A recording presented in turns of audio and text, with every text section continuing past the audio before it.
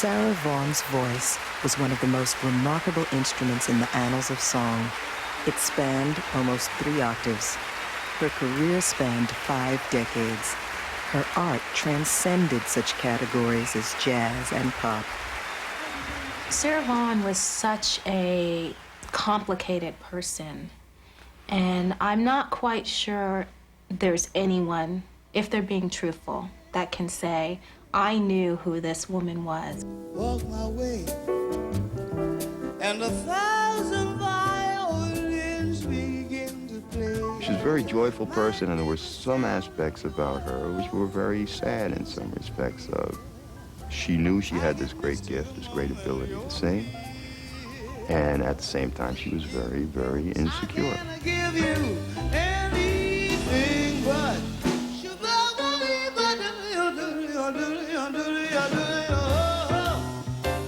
but she knew what she was doing, and she knew how to do what she was doing. And man, the whole club would just say, get everybody breathe and start lighting cigarettes and everything. So she had a way of just taking charge of the whole thing. She'd have the whole club in the palm of her hands.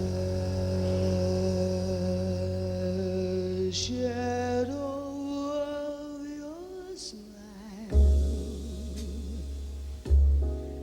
when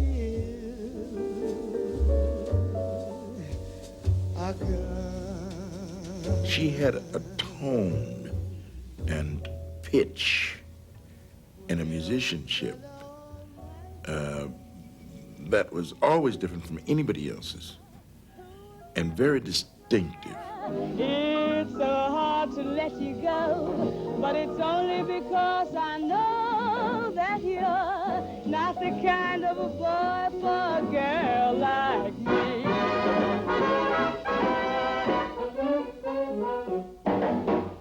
To her fans, who showered her with the sort of adulation usually reserved for operatic divas, she was the divine one.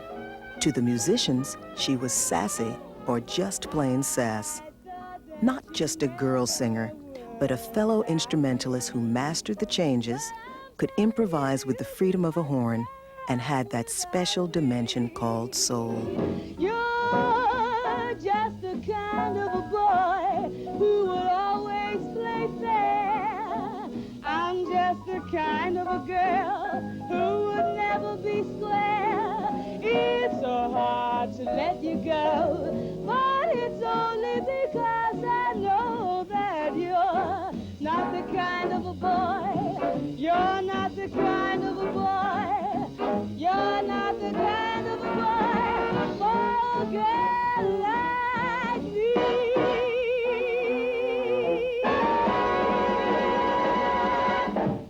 I used to take her to church, a baby. And she never wanted to sit with me in church. She always wanted to go where the organist was and sit there with her. Jesus, you're the center of my joy. The organist at church taught her until she couldn't have nothing else to teach her, because she told me the child knew more than she did.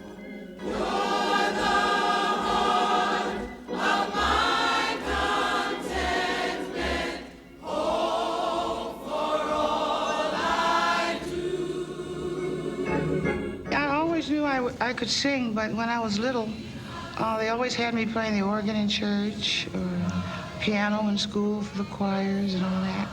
And I always said, I want to sing, you all. Oh, Jesus,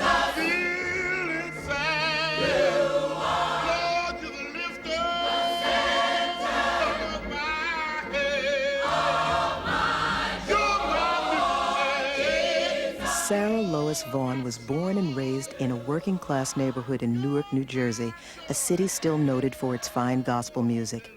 It was in church that her gift for music first revealed itself, but Newark also offered more worldly venues for her talent. She was sneaking around trying to get out in the nightclubs. She didn't want me to know it. And she would steal out, and I would, somebody come in and tell me, say, well, I saw your daughter at this place, at this man's nightclub. I said, you did? He said, yes. He said, you know what? I said, what? He said, I would like to have her to work for me. I said, she's only 15. On a dare, Sarah entered the amateur night contest at Harlem's Apollo Theater. Billy Eckstein just happened to be there. I had a check that I had to get cashed. So I went by the Apollo. There's the man, the cashier there, Mr. Frankel. He was the only one who could cash it. He was up at Frank's having dinner. You know, right down the street, the restaurant. He said, you should be back any minute. So go on and watch the show. We stand in the back there, you know, in the Apollo. So I stood back here. And then this little girl came out from Newark, New Jersey. They announced singing Body and Soul, Sarah Vaughan. For you I sigh, for you. Sass was a little nondescript-looking girl then. She's 17 going on 18. It's a voice that I hadn't heard, you know, hard to describe. It was just something that you hadn't heard, you know. Same way on instrumentalists that you hear when Bird, or when you hear him the first time, what the hell is this, you know? Well, she went for 3 nights. And each night, there was, the place was packed and they couldn't take her. So the 3rd night she went, they took her and she won. And her payment was $10. Well, I went backstage. In fact, after I heard about 16 bars, I was on my way. And when she came off, we were in town because we were going in the Apollo. I was with Earl Hines then.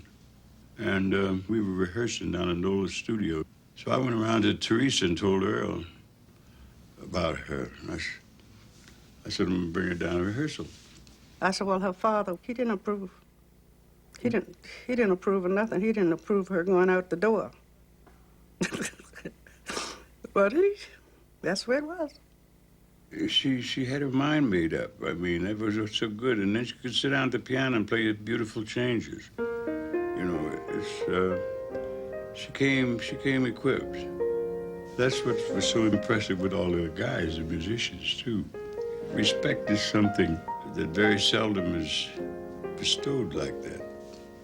I don't think you can find any musician that didn't love Sass. Once in a while, will you dream of the moments I shared with you? Our moments before we two drifted apart.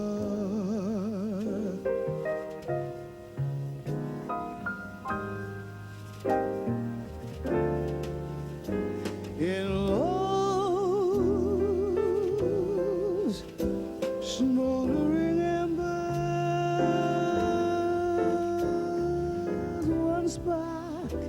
one spark may remain, but if love still can remember, that spark may burn again.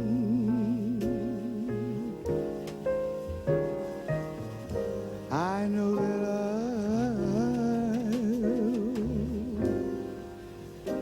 be contented with yesterday's memories, knowing you think of me once in a while, knowing you think of me, knowing you think of me, knowing you think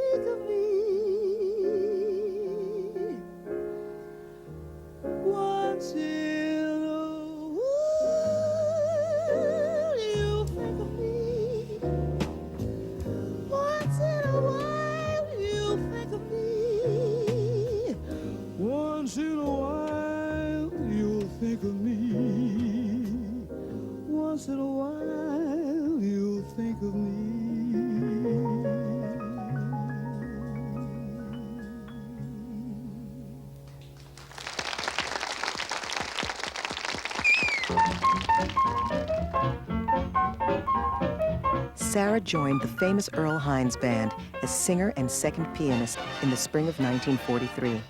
Billy Eckstine, Hines' biggest star, left in the fall to start his own band.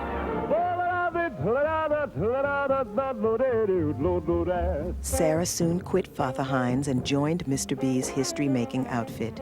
I was 18, and when I joined that orchestra, there were so many good musicians. The whole band was full of stars. It was like Dizzy Gillespie, Charlie Parker, Benny Green, Fats Navarro, Gene Ammons, and on and on and on. The Eckstine Band became the incubator of the radical new jazz style, soon to be labeled bebop.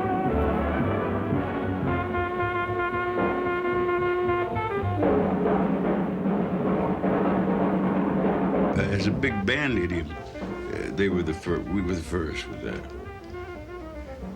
To use the usages of different sounds of chord progressions and things like that, and it was a different sound.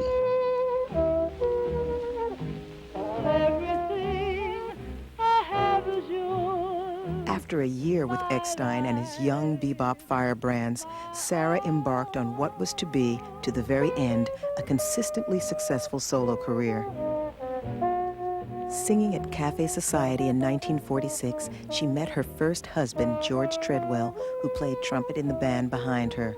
He became her manager and musical director, surrounded her with first-rate accompanists, and also, Svengali-like, glamorized her image.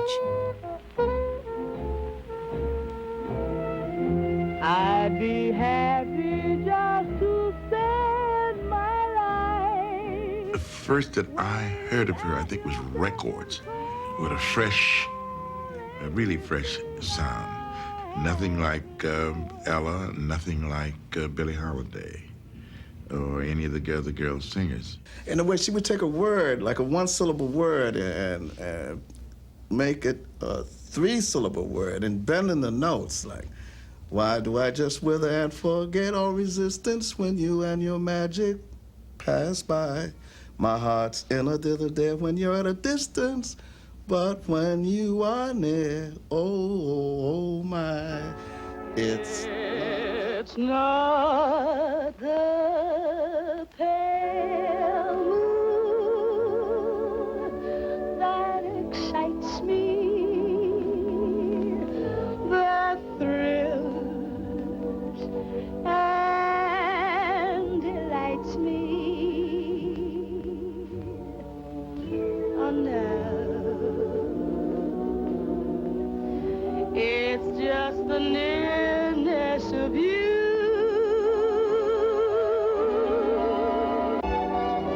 It isn't your sweet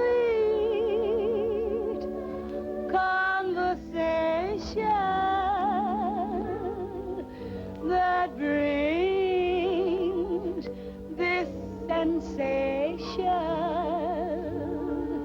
Oh no, it's just the nearness of you. Evening breeze caress the trees. For 6 years running, from 1947 to 1952, she won both the downbeat and metronome polls. During this period, she moved from the small music craft label to big-time Columbia Records, who saw her as a potential pop star. She did have some near hits, but never felt comfortable with the trite material she was made to record. Hot and cold running tears broke this heart of mine in two, and I'll never be. Sarah's next record contract resolved the pressures of commercialization in a novel way.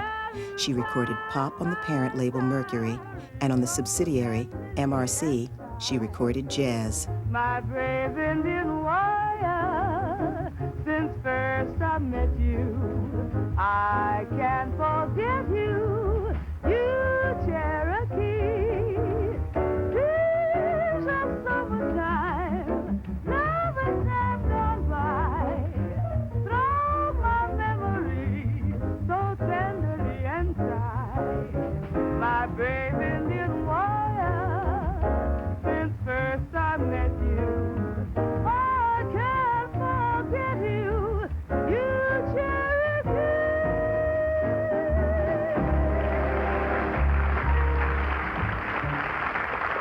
I mostly pattern after horns.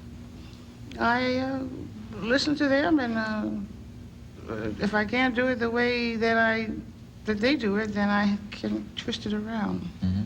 Singing like a horn, I can understand that because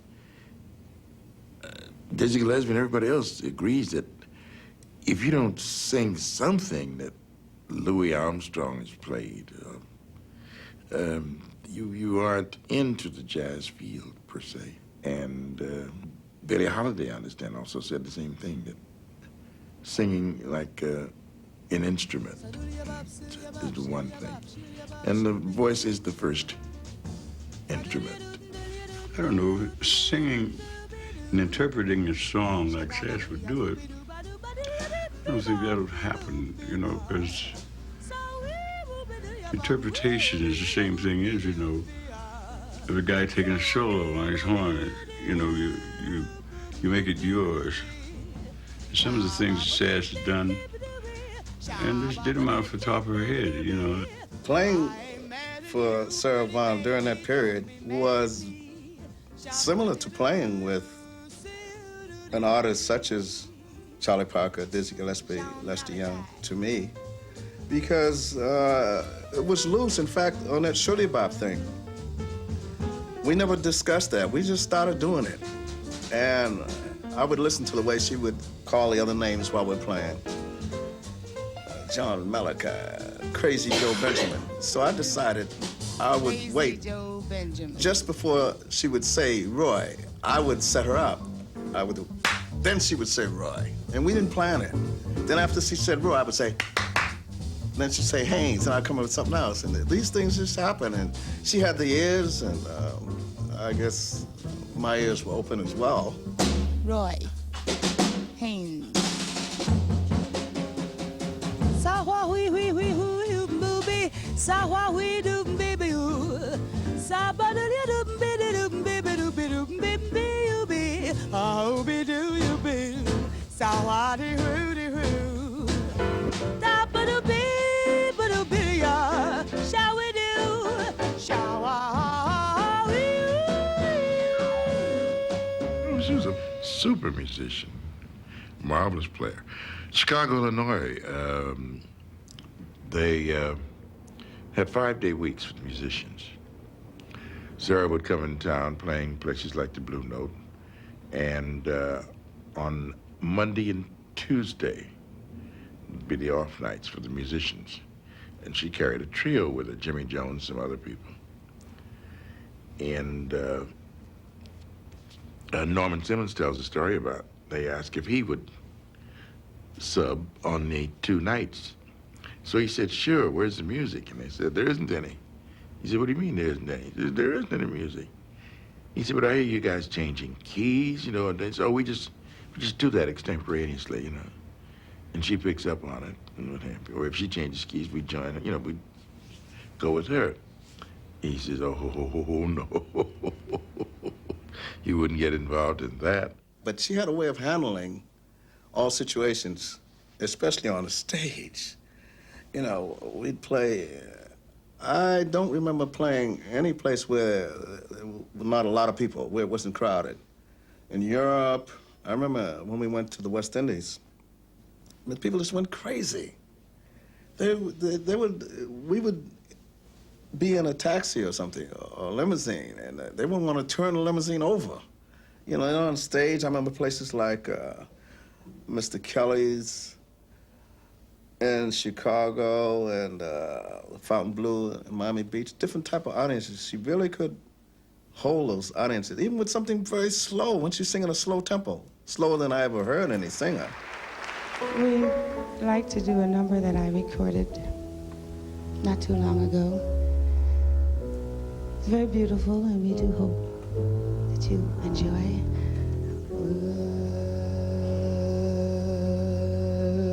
The shadow of your smile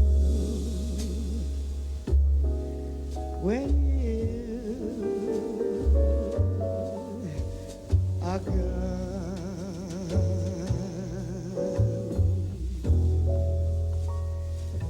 will color my dreams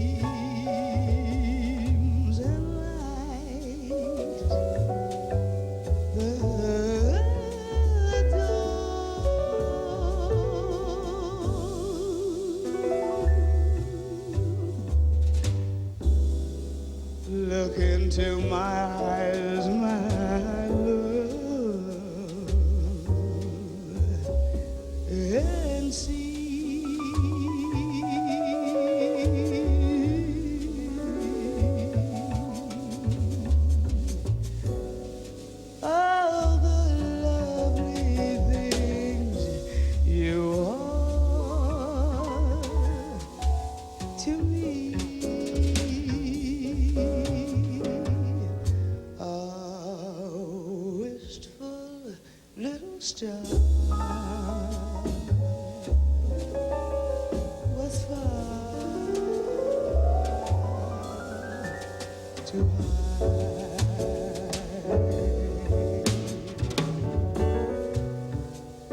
A teardrop kissed your lips, and so did I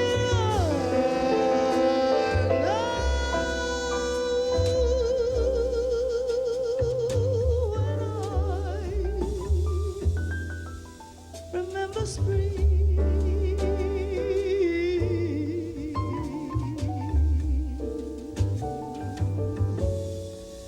All the joy that love can bring, I'll be remembering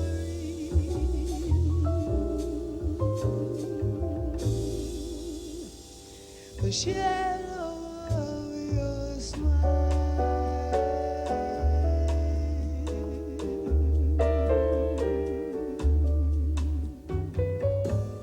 Like Sarah said, somebody asked me once, Sarah, how you sing so pretty like that? Yeah, I drink booze, you know. I drink booze and I smoke cigarettes and I stay high. That's how I do it. I stay up all night. I hang out, she said. That's how she did it. And to the end, she hung out. She was really one of the fellas, so to speak, because I remember one period when we were traveling with the Basie Band was a show called Birdland Stars of 1955 or whatever year it would be. And we're on the highway in a bus, and Sarah decides to drive the bus down the highway. Now, it wasn't fashionable in those days to see a lady driving a big bus. She never did the things that one singer has to do, and then another, the spritzing the throat, breathing, not eating for 6 hours before the performance because it's resting here. Sarah could eat a 12-course meal and come out and do the show, and I think many people have seen this and have been amazed. I remember eating with her on the road in the dressing rooms. I remember getting to the theater one morning, and she was lying on the dressing table, you know, where the mirror is, in the theater, sound asleep, but getting some sleep. So that her performance, that was one of those big shows we were traveling with. A girl on the road, man, she got a tough job, man, because a girl out there is like the girl vocal. She got to be a certain type of chick. Because they ain't no, man, when the bus stops to run up and get the rooms, they run all over her. They ain't going to pick up her bag. You see, most of the guys on the road. She's got to be a strong person and a like person. You know, if it's one of those broads that's with her nose in the air, oh, she's in trouble. Doing those days. Sass was perfect on the road with the guy. A day in, a day out, the same old hoodoo follows me about. The same old pounding in my heart whenever I think of you. Darling, I think of you day in and day out, day out, day in. I needn't tell you how my days begin. When I awaken with a tingle, one possibility in view. Possibility of maybe seeing you. Come rain, come shine, I meet you and to me the day is fine. Then I kiss your lips, the pounding becomes the ocean's roar. 1,000 drums, can't you see it's love? Can there be any doubt? When there it is, day in, day out, day in, day out. Same old hoodoo follows me about. The same old pounding in my heart whenever I think of you. Darling, I think of you day in and day out, day out, day in. I needn't tell you how my days begin. When I awaken with a single one possibility in view. Possibility of maybe seeing you. Come rain, come shine, meet you and to me the day is fine. Then I kiss your lips,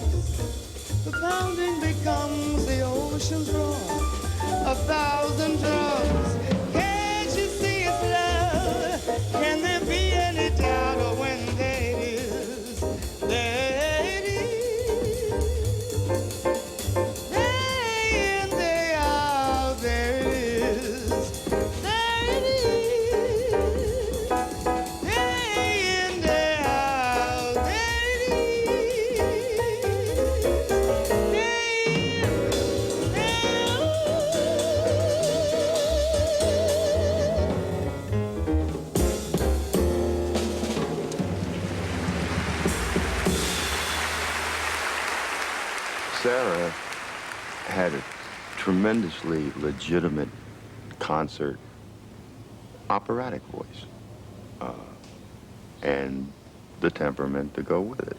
She could be very difficult if she didn't care for the musicians that were working with her. I wouldn't doubt that they might retire after the experience, a bad experience with Sarah. Well, you were called Sailor. That was one of the nicknames. Was that because your vocabulary broadened as you toured with musicians? Very much so. I can out cuss Popeye the Sailor Man. Can you? Give us a sample of some of your best I shots. certainly will not.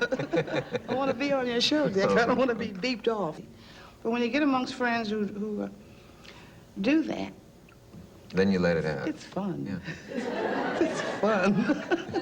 Sarah did go out of evenings and hang out with friends, but in a very private way, in the darkest corner, the last table in the place. And she'd surround herself with her few friends and have a very private party. Our dressing rooms were next door to each other, and she's, come on over here and have a drink, Mother. Yeah. That was family profanity. That was all in the family, you know. And we sat down and we had some cognac together. She was a very, very private person. We had a way of being happy through all our trials and tribulations. It was just the fun kept going on.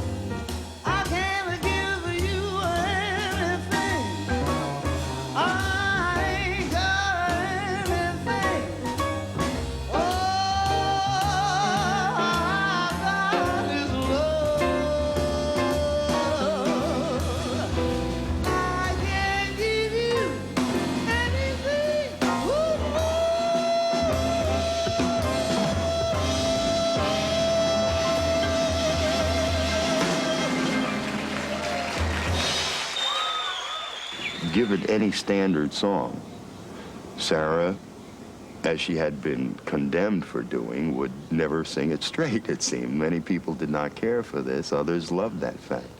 There was never any problem with her as far as I was concerned. We got along so beautifully, and that's the way that her life was. We used to sit many times at her house or my place, and instead of getting into the music, we would sit there for hours just watching the hockey game or the baseball game or the Dodgers or the Mets. She loved sports. She loved movies, and we'd just sit there, and she'd order some food. But when the situation got down to, Sarah, let's get something done, she would probably end up saying, well, you know what to do. And away I'd go, you know, and I'd come back and I'd say, what do you think, Sarah? And many times, I can tell you, we would go to a rehearsal where she wasn't really prepared, and inside of 2 minutes, she had that kind of mind as far as music was concerned. She would learn just so quickly. To anyone who might understand music, Sarah could, at the end there, she was singing down to a low D sharp below middle C, which is quite astounding for any female. She could go way down into these deep tones, and I don't know the extent of her range. But I do know this, that she had a falsetto that could take her up extremely high, which probably would give her well over 3-octave range. She could fill a house without a microphone. You'd feel it in the wood, in the floor. Some of the great old concert houses in the country, you could feel Sarah, not just hear her. The floor would resound with her voice. I'm a little lamb who's loose in the wood. I know I could always be good to one who loves me.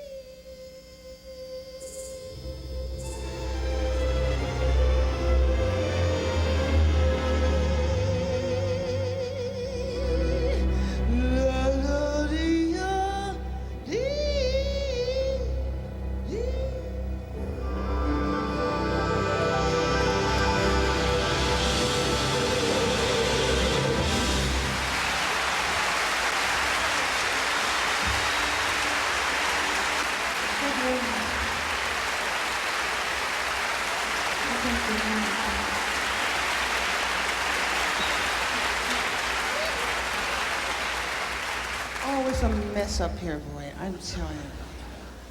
Maybe I should drink a little water. Do you know they had ice in here one time? The ice is gone. I can't stand warm water, but any kind of water will do now. May you live forever and may I never die.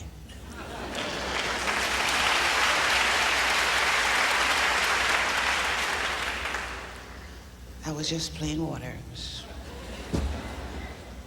I never drink while I'm working. I think I made up my mind that I like to play Wolf Trap in the wintertime.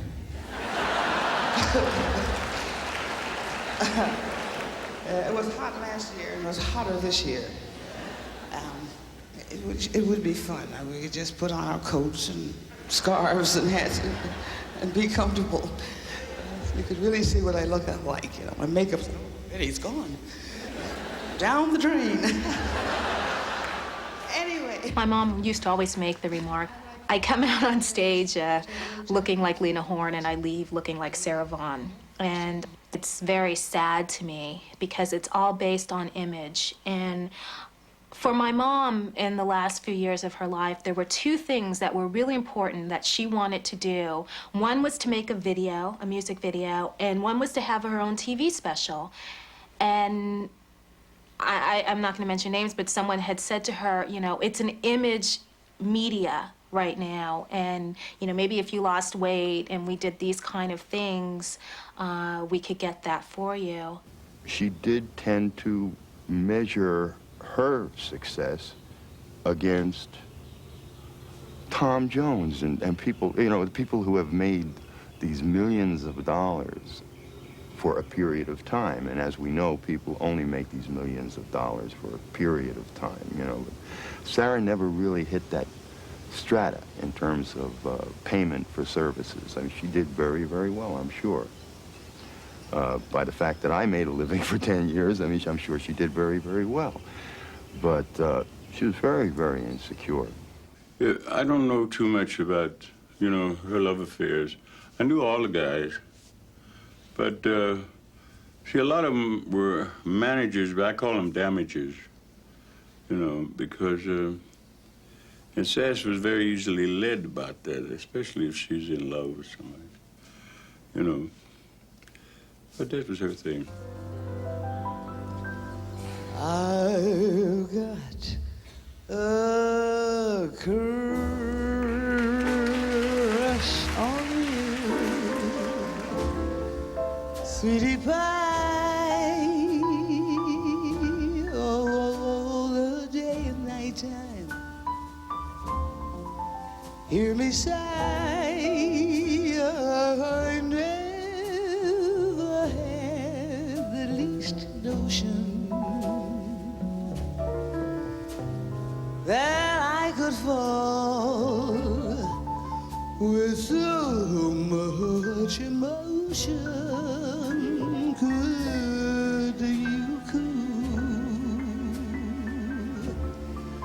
Could you care for a cunning cottage we would share?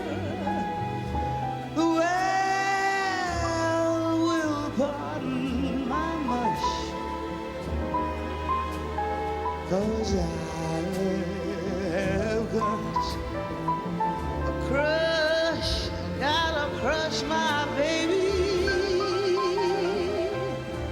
I've got a crush, my baby. I've got a crush, my baby, on you.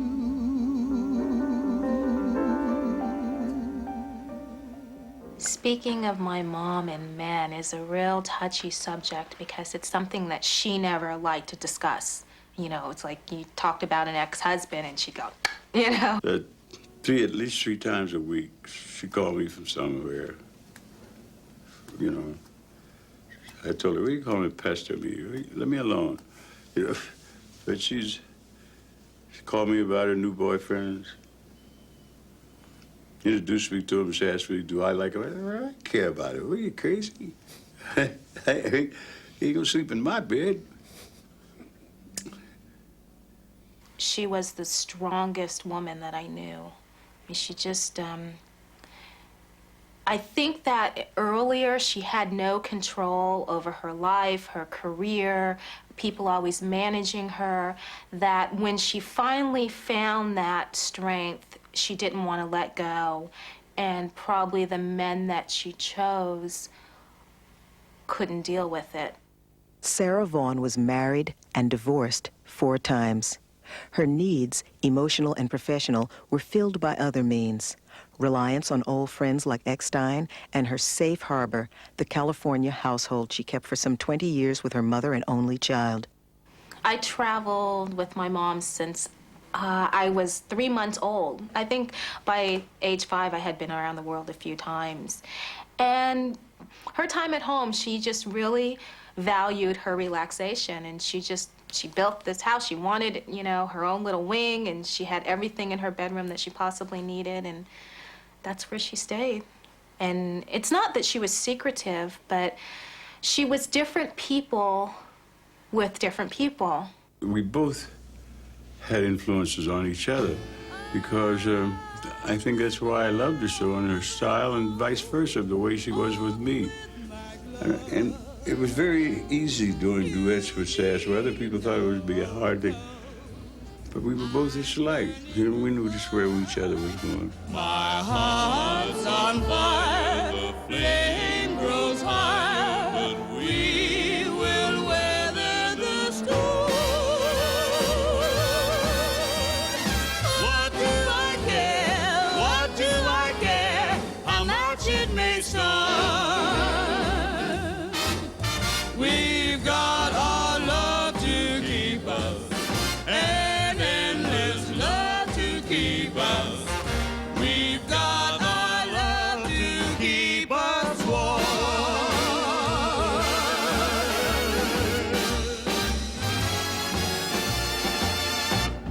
She was like a little sister to me. One of Gary's told me I ruined Sass. He said, because you know what? She tries to do everything you do, and she forgets she's a girl. Well, there were many incidents of Sarah's comic forgetfulness, I called it, creation of conundrums, forgetting her passport in Europe, packing at the hotel in the morning to embark on 3 flights taking us through 4 or 5 countries that day, using all these different monies and exchanges because we have to get off the plane, spend 2 hours there, get back on in another country, get that money. Sarah somehow is one of the few people I know to have passed all these international borders without a passport, miraculously. I don't know how she came out of it all the time. I guess she had a great diplomatic way about her. She'd giggle, as she would often do, and everybody would say, fine, go on. For most of her life, Sarah was on the road, from concert halls in Tokyo to nightclubs in Copenhagen, from seemingly impromptu club sets with just her trio to elaborately scored Gershwin programs with full symphony orchestras. Some songs became indelibly hers. And you know, I've been singing Misty since 1958. Quincy I did the album with Quincy in Paris. And I've been singing, I mean, really practically every show. And now I find out if I just leave it out just for the fun of it, and I can't get off stage until I do that number. Look at me. I was helpless as a kitten up a tree. Feel like I'm clinging to a cloud. I can't understand. I get misty just holding your hand.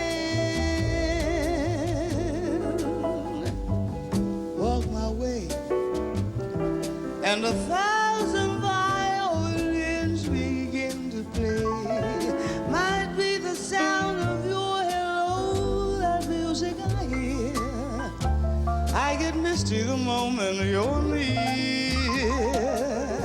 You can say that you're leading me on, and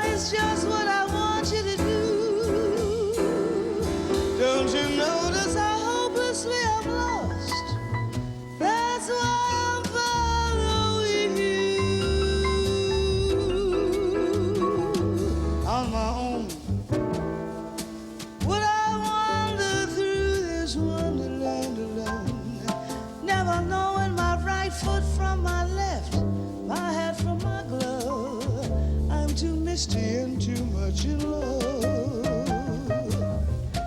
The evening breeze caress the trees tenderly. The trembling trees embrace the breeze, breeze, breeze tenderly. Then you and I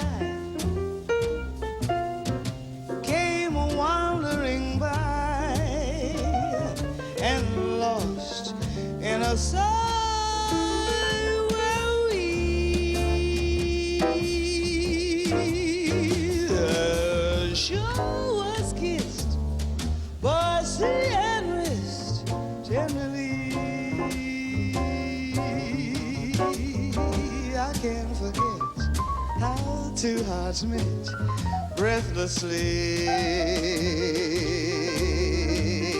Your arms open wide and close me inside. You took my lips, you took my love so tenderly. I would never believe that she was going to have a sick day in her life in listening to her perform.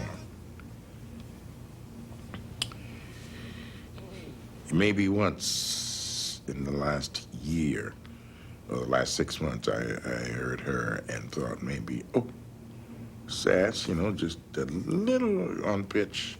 Off pitch on one or two things, but that's all. For the last year or so, she was in denial. She knew something was wrong.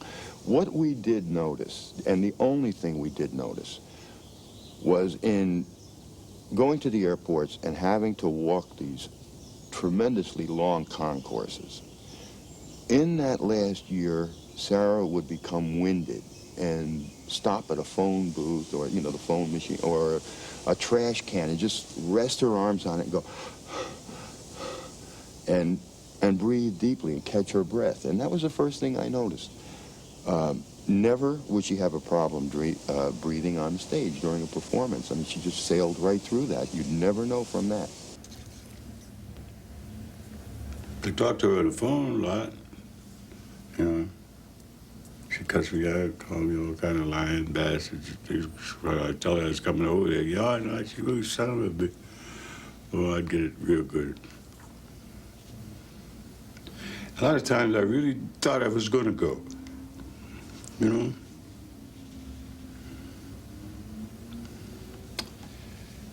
But I remember the way I want it. They say she got so skinny, for the cancer. I don't want to see that. So I know Sarah is somewhere saying, yeah, just you, yeah, you, Jack. she's somewhere right now having a ball, man. And she's in good company. Golly. Somebody said when she died, said well, Basie needed a vocalist. Just when I start opening doors, finally knowing the one I wanted was yours, making my entrance again with my usual flair. Sure. My lines, no one is there.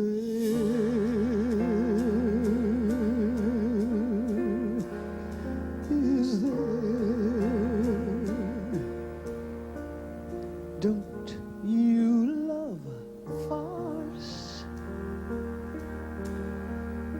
My fault. I feel I thought that you'd want what I want. Sorry, my dear.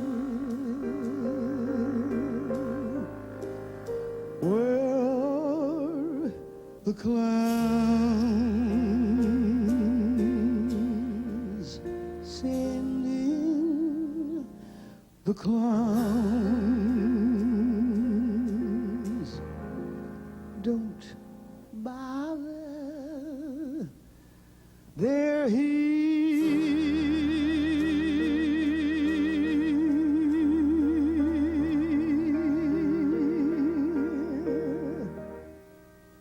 Isn't it rich?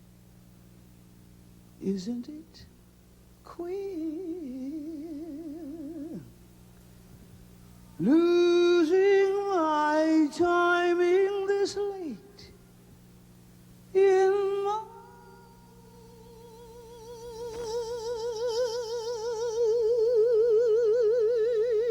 career.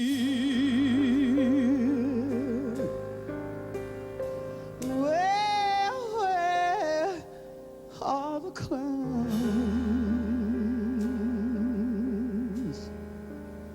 They ought to be clowns.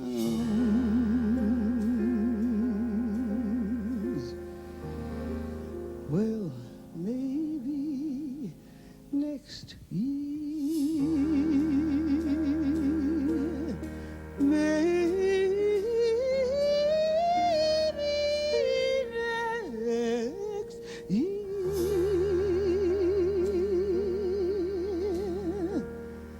maybe next year.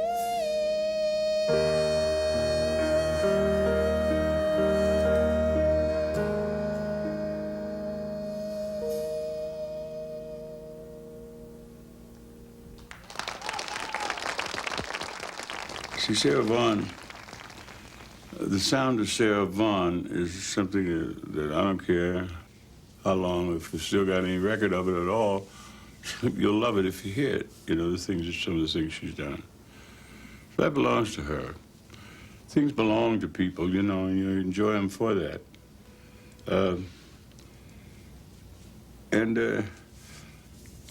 See, you can have your favorites, and she was mine. So I could say it that way, that she was my favorite singer, but somebody else has another one. It's, but I'd like to know who they are.